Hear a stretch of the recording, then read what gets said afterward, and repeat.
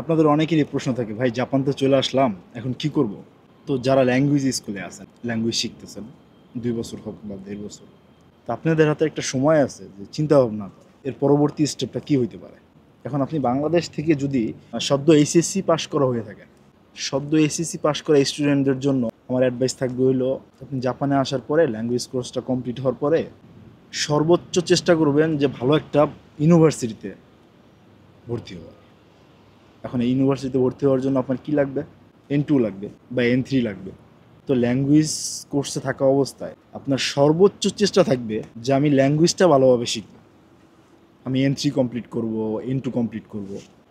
N2 complete থাকলে কী হয়, কি আপনি ভালো একটা ইউনিভার্সিটিতে ভর্তি হওয়ার চান্স পাবেন।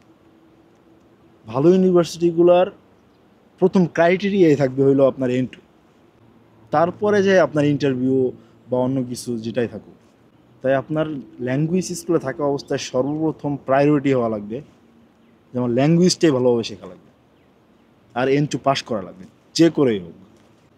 এরপরে আপনার দ্বিতীয় প্রায়োরিটি থাকবে হলো ভালো একটা ইউনিভার্সিটির চান্স পাওয়া।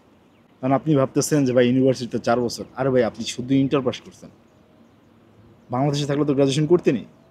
টাকা কামানোর নেশা বাদ দেন, পরে আফসোস হইব যে না, সেনমন 2 বছরের সেনমন কইরা আমি জবে ঢুকে যাবো, টাকা কামাবো, এইসব চিন্তা ভাবনা ছেড়ে দেন। N2 পাস করেন, ভালো একটা ভার্সিটি খুঁজেন, ভালো একটা সাবজেক্টে ভর্তি হন, আগায় থাকবেন সবার থেকে।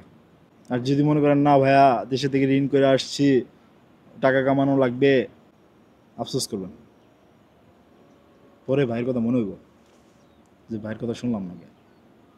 আল্লাহ হাফেজ, বি হেলদি, বি সেফ।